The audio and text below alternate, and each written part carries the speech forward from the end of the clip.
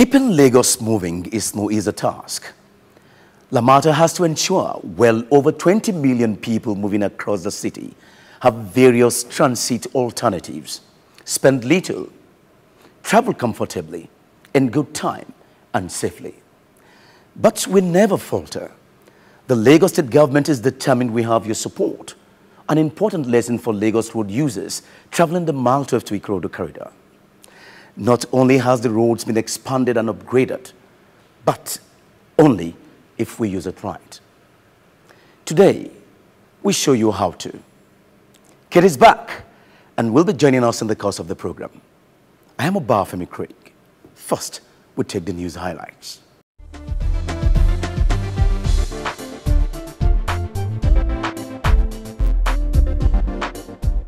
Welcome and thank you for joining us on the news highlights on LAMATA FR.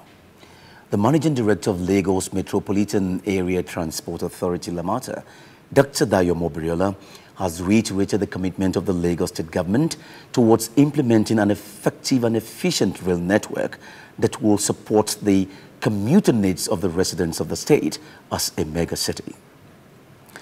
Speaking at an interview session in Lagos, Dr. Mobriola noted that the status of the state as a mega city has made it critical that an urban rail network be put in place to ease movement within the metropolis and enhance the standard of living.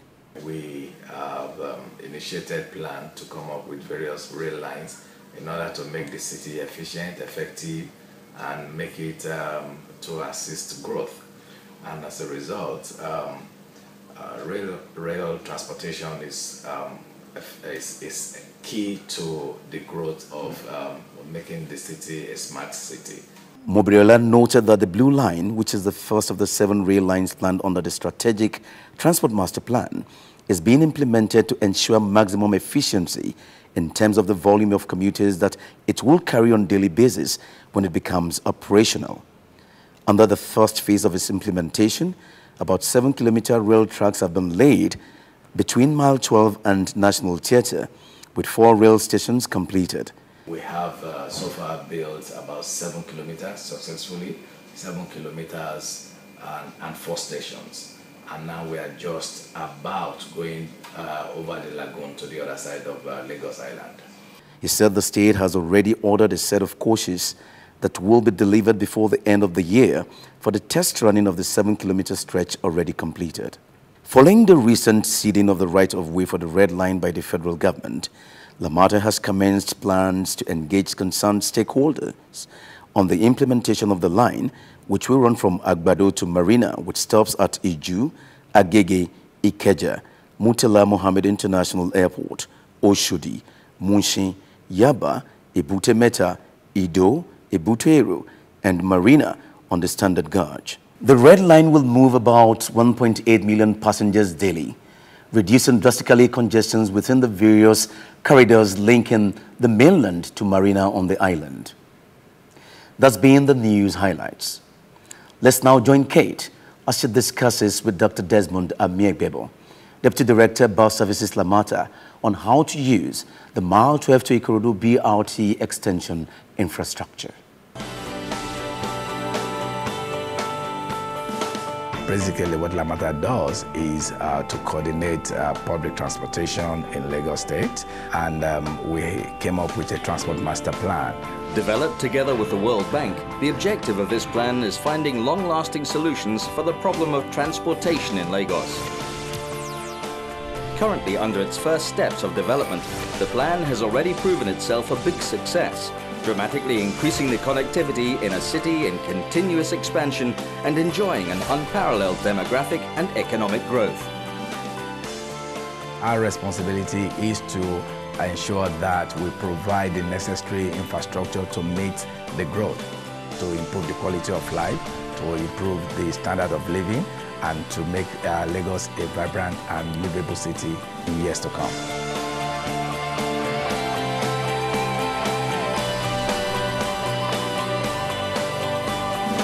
LAMATA, keeping Lagos moving. Lots of road users have been praising the newly extended Mile 12 to Ikorodu town and the Bus Rapid Transit BRT extension from Mile 12 to Ikorodu.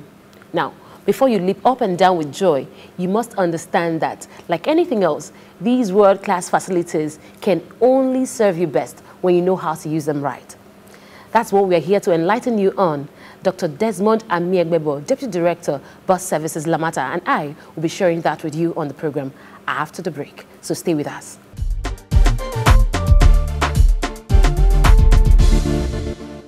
Dr. Desmond, you're welcome to the program. It's always a pleasure having you. Thank you very much. So, how many bus shelters are there to serve the commuters? We have 15 bus shelters. Okay. From Ikorodu to my 12. 15 bus shelters? Yeah. Any reason for that? What informed that decision? Actually, those bus shelters were provided following the travel pattern on that corridor. Okay. Because the bus shelters were meant to serve the users. So they're strictly provided following the traveling pattern on that corridor. On that corridor. Yeah. Okay, there's this speculation. People are saying that with the BRT lanes right in the middle of the road, that it will be difficult for people the commuters to access the bus shelters. What's your reaction to that? Well, before we started the construction of this of the facilities on that corridor, a lot of studies were carried out to actually determine some of the safety issues, how they're going to be addressed, and to meet the users' needs. Now, one of the key reasons for providing the BRT lane on the media is to enhance the safety of the users. Okay. And for the user to access the shelter, we have the pedestrian bridges constructed to ensure that these pedestrian bridges drop right into the shelter, so people can have access to the shelters. Where you don't have pedestrian bridges, you have zebra crossing. Okay. Yeah, where people can cross without any infringement on safety. The commuting public is a mixture of the young, the old, the physically challenged, and so on. So I want to ask, is there any provision for the old people and the physically challenged? Yeah, we have provisions for them, not just at the bus shelter, even in the buses. Okay.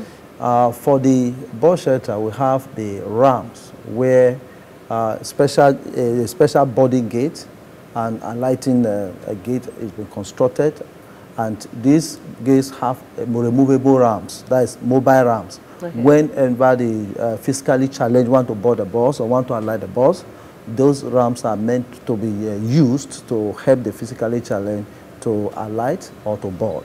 Now, in the buses, we have a special physically challenged seats. Oh. Yeah, there's a kind of a cubicle, so to say, that has been provided for them and especially marked, so that anybody coming to the bus will know that this is provided, this is especially for physically challenged and the elderly. Okay. Yeah. So is it comfortable enough? Well, it's comfortable because the configuration of the buses is configured in such a way that the physically challenged sitting area align with the physically challenged boarding and alighting gate. So they don't need to move to roll the chair. To move either to the rear or to the front. It is just aligned to ensure that there is easy body and alignment, and also their sitting area is comfortable for them to use. Okay. Yes. We understand that we have about 3 bus stops, 3 terminals, at Mile 12, Agric, and Ikorodu. Yes. Why do you have 3 terminals? Well, in the first instance, the terminals were provided to ensure that we're able to respond to service recovery. Okay. Now, when we talk about service recovery, when you have buses running on predetermined frequency, bunching may arise, where buses will meet themselves at a particular points. Okay. And therefore, these terminals are meant to ensure that buses are able to bet, or buses are able to, we are able to stable buses or those terminals to respond to service recovery. When there's service defect, we can pull buses from those terminals to respond to those defects. That's number one objective. Now, another key reason for objective for the terminal being 3 is to ensure that we have a spread out of buses And it's also to ensure that we're able to, the traffic pattern, that the volume of traffic at the different stages of the corridor are equally, catered for. So those are the reasons for these 3 terminals. Okay. Yes. So what's the capacity of each terminal? Well, for example, my 12 as a terminal has a capacity to accommodate not less than 45 buses. Okay. In a day, the volume there is well over, close to about 2 million. Yeah. Yes. And then when we talk about our Greek also has a similar pattern as well as Ikorodu. Yeah. How many buses are you going to deploy to meet the number of commuters we're going to have, the increased number of commuters? Well, the total number of buses being planned for deployment is 434 buses.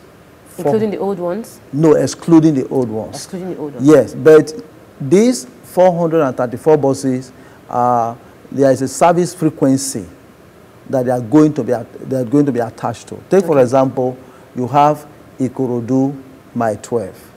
You're going to have a Greek My 12. Oh, okay. So the services have been designed in stages to ensure that one, arrival time, departure time is not unduly delayed at each station. So you're saying that the buses will not run at a stretch? Oh, they are not going to run at a stretch. There's a service pattern already designed, and the service pattern accommodates these 433 buses. However, there's going to be a kind of not all of them will be will be in operation at the same time, because there's a compulsory backup of 10% out of these 434. Yes. So you have some back in your... Absolutely. Okay. So where would they be kept to ensure that they are not vandalized, they are safe and always maintained?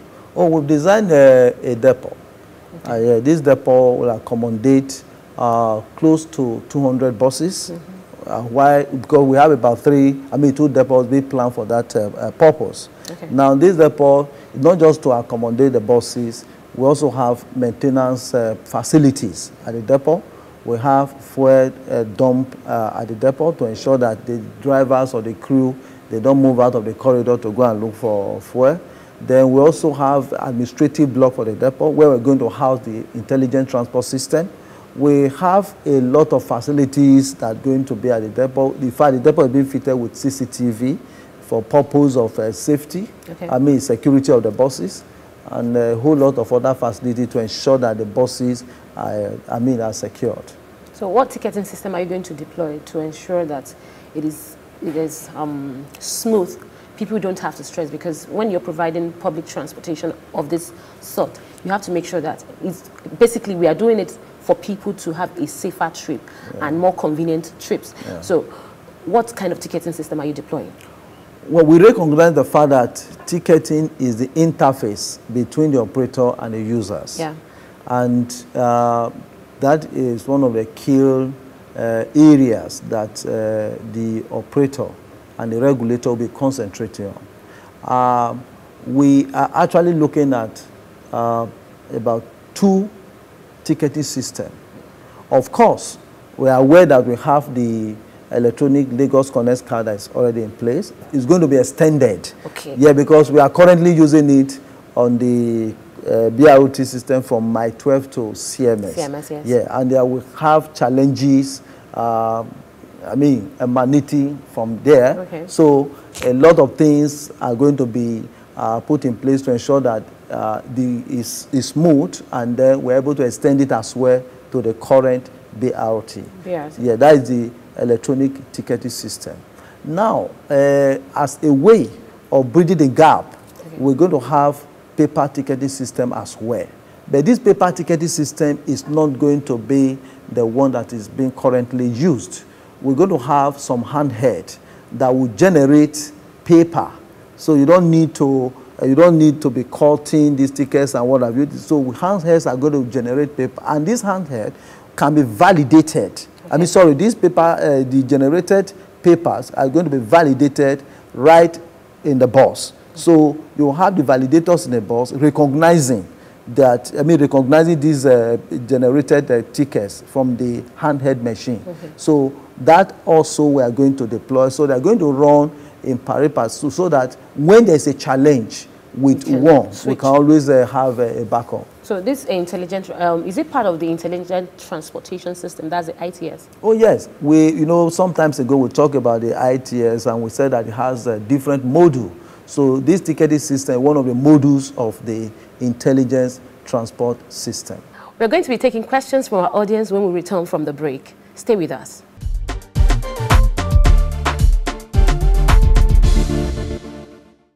Our passion for keeping Lagos moving is only equaled by our eagerness to hear from you on the phone, by mails, text, and social media. Here is some of what you sent in this week.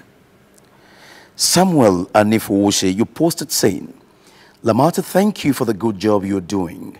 But of recent, the performance of BRT buses has been on decline. Poor maintenance, which causes constant breakdown of buses on the road. Non-availability of BRT buses on the road at critical periods, especially in the morning when workers are resuming for duty, especially around Ojota axis. This morning, I was on queue for close to 2 hours, waiting for BRT bus to my destination action. I want the management of the bus to help us look at the issues raised above so that we can continue to enjoy the service of BRT. And you said, thank you. Akimbola Abdulrakib Tunde, you posted saying, well done LAMATA. When will Lagos Light Rail commence? We're expecting it. Samuel Anifowoshe, your concerns about the performance of the BRT from mile 12 to CMS are genuine. As the regulator, we are aware that the operator is making efforts in bringing back its immobile buses on the road. Very soon, you'll notice changes. Akimbola Abdulrakib Tunde, you asked when will the rail system commence operation? Let me assure you that the state government will inform members of the public when the rail operation will commence. We're grateful that you make the time to get through to us. Kindly continue to send your questions, comments, and remarks to any of the following.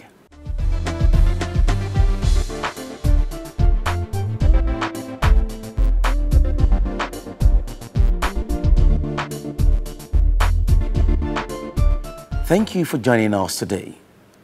Remember, the rains are here. It means we road users must be careful, responsible, and considerate of others' lives as we move from place to place. In John Ruskin's word, there is no such thing as bad weather, only different kind of good weather. Let's go back to Kate as she wraps up her interview with Dr. Desmond Amiegbebhor.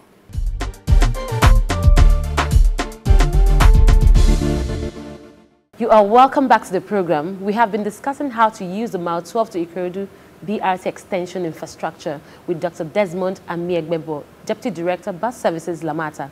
And it's time now to have our audience join in the conversation. You're welcome to the program.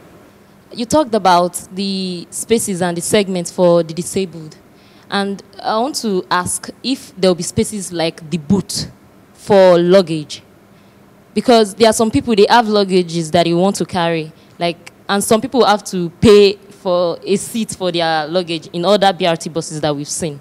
So I want to ask if there will be spaces where people can put their things and they will not inconvenience others. Remember that what we are doing is, the scheme is an urban scheme. It's not an inter-urban. And the bus, or the specification of the buses is meant to address human traffic. We're meant to address human movement, not freight movement.